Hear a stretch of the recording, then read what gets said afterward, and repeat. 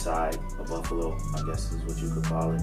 I live throughout that area. I grew up on Alma and Olympic. I lived in Midtown Buffalo for a good portion of my life too, so I really lived all throughout the real community of communities that is Buffalo. And yeah, that's kind of what shaped who I am. My brand is Rashaad, which means 25 in French, and it's symbolic of quite a few things. First and foremost, the stereotypical expiration date age that they give black males like myself, and put us into a box of saying either our life is going to be taken by then or our life is going to be sucked out of us by then. And at that age, I was really sucked in, and I actually really felt like I really started to experience life in college and designing clothes and finding my passion, and not succumbing to the things that people think we are supposed to succumb to. And that's kind of just where I'm at in my life right now, and it represents a lot to me just because I feel like putting my name at the end of it allows for me to really keep it as blank of a canvas, or as a canvas that's able to extend with myself and not be able to be confined into a certain whatever genre or whatever type or whatever, just because I really will want that to grow with me as I progress throughout my life. So right now it's what it is with the clothing that I'm designing, but I mean it could be anything tomorrow. So at what point did you really just start saying to yourself, okay, I'm going to start taking this fashion thing serious, like start making clothes?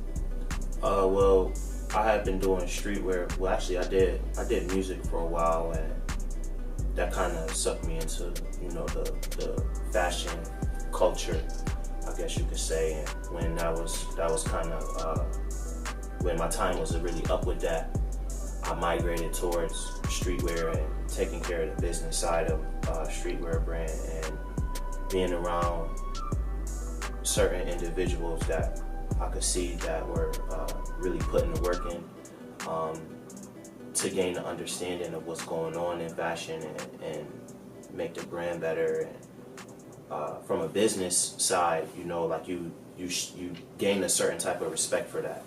And from there, I just grew into my own creativity and understanding who I was and what I could do and my potential, to a certain extent, because I guess you kind of like your potential changes and your viewpoints on your potential changes as you grow. So I think that just understanding what I could do and the limits or the lack of limitations for what I could do with my life and do for people and do for fashion in general, just kind of came into play within the last year and a half. So I know you have a degree already, right? Yeah. Definitely. You're still in school right now. Yeah. Tell me a little bit about that, right? Well, I graduated from University at Buffalo with a marketing degree. Okay. And I would say that business is, well, coming from the situations that we come from in our lives, you gain a respect for business and understanding that from a scholastic level is a lot different than like a street level. And it takes your mind somewhere. And going to school for marketing, I guess that kind of brought out the creativity that I could see within myself, because there's a lot of creativity that goes on in marketing. So now, after I received my degree, I decided very abruptly that I really wanted to pursue fashion with my life and change my life path and really devote myself to developing my career in fashion. So now I'm going to school for fashion design, apparel design, and it's pretty hard. It's a lot harder than I thought it would be, I'll say. but I enjoy it a lot. It's a lot of time that you have to put into it, a lot of effort you have to put into it, but I enjoy it, so it is very fun to me. Yeah. It's probably complete night and day to what people may think that it is. It's not a cakewalk. It's not, threading a needle and putting a pocket on something. You know what I'm saying? It's a lot of work, and what I would say is, when you get to see that, it's just like business or anything. A doctor, you know what I'm saying? Like, you have to study it, you have to practice it, you have to put in a lot of effort to do it, and you have to motivate yourself to want to do it. And yeah, it's a lot of respect. I give, my hat goes off to a lot of the individuals that I meet within my department at Buff State. Yeah. Because they're great. My professors are great. It's an amazing experience. I'm tremendously blessed to be in the position that I'm in, because a lot of us don't a lot of us don't even see it or had a vision for it, and then even more of us don't even get the opportunity. Yeah. You know what I'm saying? And I know it's a little bit of transition to you being here, going from UB to Buff State. You more see the culture here. From the day to day you walk into class, and you probably see a boy with a whole outfit on and a girl really dressed nice. It's a whole different culture. I definitely feel could really inspire what you're doing right now. But I know that, going to school, being a fashion designer, a lot of people don't really understand that it takes money to start a lot of things. Tell me a little bit about how do you even afford to keep up with the garments that you use, being a luxury apparel brand right now. Well, last year, I would say in 2016 was really like my coming out year. I just really started sewing in early fall of 2015. Like, was when I really broke my sewing machine out and was like, yo, let me try to make something. So like, I took my lumps there, and then early in 2016, I really decided that, like, I wanted to make clothes. So like, I quit my job. Like, I couldn't deal with my boss anymore. I was becoming at least decent with what I was doing, and I just went at it. I quit my job. I did what I had to do for a couple months there, and it was cool. Like, I feel like I'm marking myself to a certain extent, to the point that I feel like I can make money off of fashion just being in-house. Yeah. And I felt that way, so I put my feet to the ground and I went off with that. But things happen, so I ended up getting another job over the summer, and it's hard to balance everything, but like, you need that capital to be able to invest in yourself and invest in everything that you need. Utilize the money that I make with a regular job, and the money that I'm able to make with my clothing to support myself as well. So it's kind of like a double-edged sword. I'm just I keep on investing in myself as much as I can. And that's a really big part of being an entrepreneur, is investing in yourself. Definitely. What does your typical day look like right now? Just from, you working right now, dealing with so many things, you feel the brain growing, keeping up with clients' orders. How does that go? How do you even keep up with everything right now? I think every day is different. I try to design every day, whether it be drawing, sewing, looking at looking at materials, or coming up with ideas and just brainstorming. But I work, I work a full-time job. I go to school full-time. I'm hands-on with my family. My little sister just had triplets, so they're a handful. It's a lot. Like, my life encompasses so much. Like, and I touch a lot of people too, so I'm constantly talking to people, constantly keeping my relationships that I have with people fresh, because I love friendship. I'm blessed with quite a few tremendous friends that I could say are really my friends, and that's the thing that, you know, like a lot of people don't have. You know what I'm saying? Like I have a really solid support system of friends that, you know, like one of my longest friend, we go back to kindergarten, you know, so that's a blessing that, you know, like I have to keep a hold of. So every day is different. It's school, work,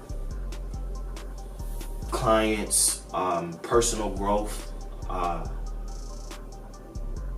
just keeping a hold of everything. I think organization is one of my really big goals for the year, is to really just stay as organized as I can, because I really see myself building and just being better, not only being better in what I'm doing, but being a better individual. I think this really helps me with my psyche and my mentality of, you know, being better and being closer to God and closer to people. And fashion is definitely an art. And, you know, when people look at your garment, they might not understand that attention to detail that you put towards a piece to even make your customers keep coming back. What's the process? Like, how long does it take for you to even create a shirt or even create a piece? I think it changes with time. You know, you know, when I started out, man, it was taking me days to put something basic together. You know, man hours. You know, from deciding what you want to do, deciding what you want to cut. Cutting is it's stressful to cut. You know, so then putting it together and completing it to your standard it can be a really long time, and again, it fluctuates. I would say that I was making a piece in 5 or 6 hours at one point. Then I was cutting it down to 3, and you know, as I'm taking off in my career in school with design, it shot back up because I'm looking at different things and different techniques that I can bring to the table to make my garments better.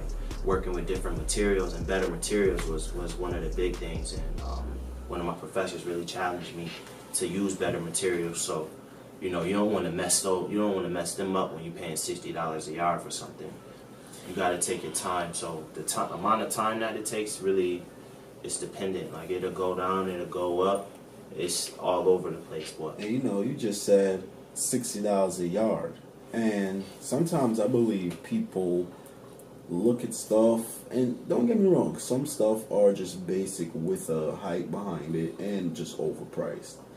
But I don't think certain people even when they look at the Gucci's and the Louis, they don't understand the garment that is even used for the clothing. It might be $70 a yard for just to make that shirt.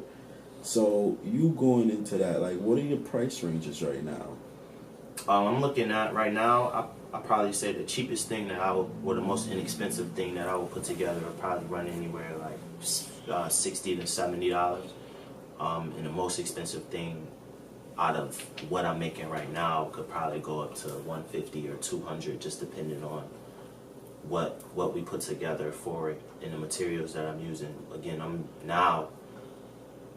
I have the outlets and I know how to get to the higher quality materials, and I understand textiles more too, just because, you know, like I'm studying it, so I get what goes into a higher quality piece and what makes the wear better, what makes the feel better, what makes it last longer, what makes it, you know, more appealing to the eye even. So yeah, I did a pop-up a month or two ago, and you know, like I'm at my table and it just wasn't clicking, and I'm looking like, man, like, what's going on? Like, I put all this work in to do this stuff, and like I'm not really getting the buzz like I thought I would. And I understood that I was really surrounded by people that wasn't doing what I was doing. So like, I got it. So it was worth it for me to do, but I have a different type of clientele. I have a different type of product, you know. So having the business mind that I have, it's worth it to get that exposure. But at the same time, like, you can't beat yourself up because the customer that's coming into the store isn't your customer. Yeah, everything is a learning experience. That's how I see it. But I would definitely like to see some of your pieces. You brought some with you, right? Yeah. Like about your brand is the exclusivity, Mm-hmm. and you basically just pointed that out, saying the certain type of customers you get. Explain to me what's going on, because I like it. It's just a lot going on from the middle piece to the bottom. Just let me know what's going on. And what really inspires you to make a piece each time you start? Like I did color. Color is a big part of your everyday, even though you might not realize it. Like color really impacts who you are and impacts your mentality. I actually learned something the other day. Like there's actually frequencies that people pick up on off of color. And if you took a blind person into a room that was red, they would feel a different feeling than if you took them into a room that was blue. So it's science behind it, but with me in designing, I feel like it's really just a feel. Like I like to just go off of how I feel. I could go into a fabric store and feel a certain way one day and be like, damn, I want to do this with this, or I want to put this together with this. You know what I'm saying? And a lot of my designs, they just really come together off of time. Like I pay attention to who I should pay attention to in the game. I get a lot of inspiration from fly people I know, so I would say I really just develop things based upon my relationships with people. Like I love interacting with people. I love growing with people. You know what I'm saying? So a lot of what I've done is a direct reflection of that. Like I this particular design, minus it being a fleece hoodie, I developed from an interaction that I had with my cousin Rome, and just going over like, yo man, I want you to make me something, blah blah blah, and I was just inspired by him, and that's what developed all of this. You know what I'm saying? Now this is one of my statement pieces, and I've revamped it and developed it, as I've gone, but it all really started from there, so. Just looking at this, like this is one of my favorite pieces that I've ever done, just because I used a lot of the things that I learned like in classes to really make this a really quality garment, and I'm very proud of it. I wore it myself. I wore it in Atlanta. Yeah. And it rings bells. Like I'm happy now I could put something up on the gram now, and like I could make I don't know. I refrain from putting things on the internet because I can't even handle like people hitting me up. I appreciate it a lot, and I'm very grateful and thankful for it. But like sometimes, man, it's overwhelming because it's just me. Like like I can't handle everything, and I'm continuing to try to grow and really expand on what I'm doing, and sometimes I just gotta chill and be like, man, this just gotta wait to go up. And you know what I respect about it, because I seen you 2 months ago, and I'm like, bro, do you know how to make hoodies? And you said to me, no, not as yet, I'm learning. And a couple weeks later, I seen you throw a hoodie on the gram, and you said, I made this hoodie. And I'm just like, wow, he's really working, Other from just the working, going to school, you're just progressing each time. Some people might not see that behind the scenes work, but people that follow you closely, definitely your supporters, would definitely see that. And I feel like you should definitely keep going with what you're doing today. I feel like the streets are really feeling what you have to offer just because it's different. And I feel like what people really love is the fact that you're making it in-house. You're not getting a wholesale product with prints on it. You're getting something that's made with love, passion, each and every single garment.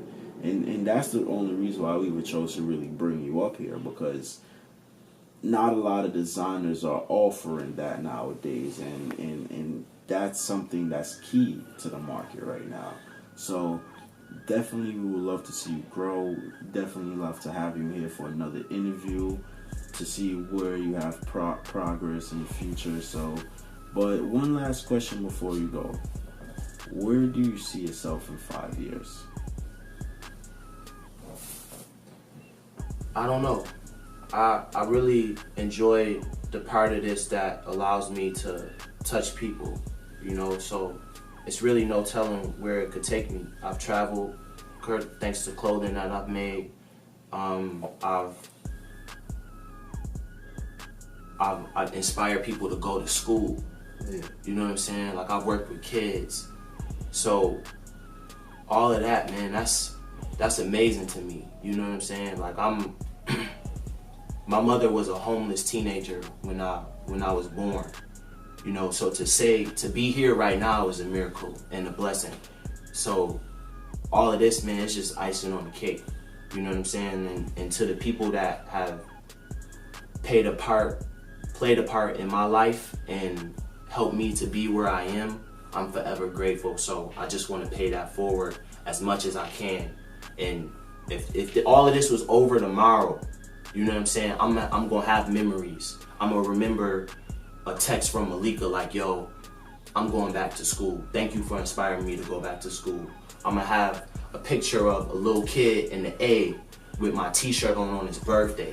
You know what I'm saying? Like, that's powerful, dog. Like, who am I to, you know what I'm saying? Who am I to receive that type of blessing, though? You know what I mean? Or put together something in the hood of Buffalo that's going across the country, you know, out the country. You know what I'm saying? Like, I'd be happy if it was over tomorrow. I'm not gonna lie to you. Like, this, it's just blessings, man. And I'm good with it.